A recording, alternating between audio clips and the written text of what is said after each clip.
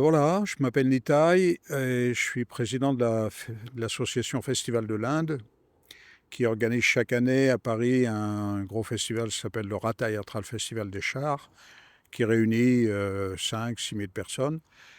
Et je suis aussi un des membres fondateurs de la Fédération Védique de France. Donc on est 8 organisations dans cette fédération. Voilà, j'ai connu la spiritualité de l'Inde il y a 47 ans quand je suis arrivé en Inde en autostop. Et j'ai été en contact avec, bien sûr, des grandes personnalités spirituelles et puis avec le livre sacré que l'on appelle la Bhagavad Gita. Voilà. Alors le mot Vedanta est composé de deux racines, Veda et Anta. Veda, c'est tout l'ensemble des textes sacrés de l'Inde. Et Anta, c'est l'aboutissement, la quintessence, ce qu'on va extraire des Védas. Donc les textes sacrés de l'Inde qui sont, c'est assez colossal, ils sont nombreux, textes anciens. Donc ce qu'on va en extraire, c'est ce que l'on appelle le Vedanta.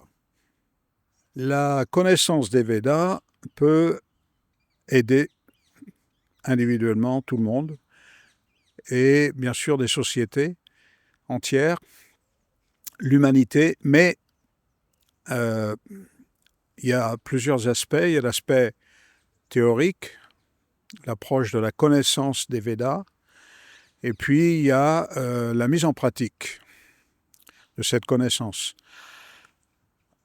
Bien évidemment, tout le monde peut avoir accès à cette connaissance. Ce n'est pas une connaissance qui est réservée à des sanskritistes, à des érudits,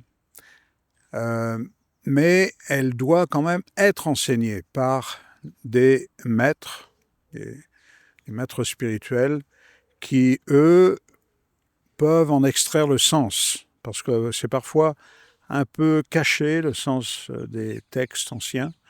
On parle de textes qui ont des milliers d'années, 5000 ou voire plus. Donc, l'application moderne, c'est évident.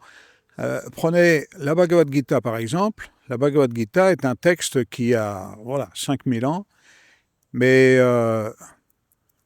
c'est un texte qui a changé ma vie, par exemple. Des exemples très pratiques, très simples. Je buvais de l'alcool, je fumais, je mangeais toutes sortes de nourriture. La Bhagavad Gita, la simple lecture de la Bhagavad Gita m'a inspiré à arrêter tout ça, à changer complètement mon mode de vie. Donc ça, c'est quelque chose qui est applicable à tout le monde. Mon exemple, c'est un exemple parmi des milliers. Il y a des milliers de gens qui ont changé leurs habitudes de vie en lisant ce texte sacré, par exemple.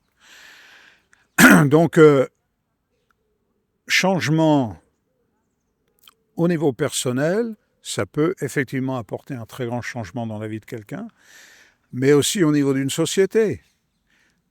On a des solutions avec les Védas pour une société entière.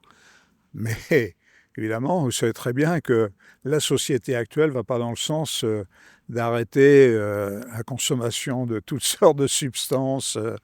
Donc voilà, ce sont des choix. Donc amener des décideurs dans une société à des choix de vie, à une éthique de vie, ça c'est un énorme challenge. C'est pas gagné d'avance, quoi. Premier sommet du Vedanta en France, en Europe. Il fallait y penser. Mais l'idée est originale et en tant que participant, en tant que conférencier, je suis très satisfait du niveau des échanges avec le public et aussi entre les différents intervenants. Il y a un échange très profond entre tous les participants et aussi profond avec le public.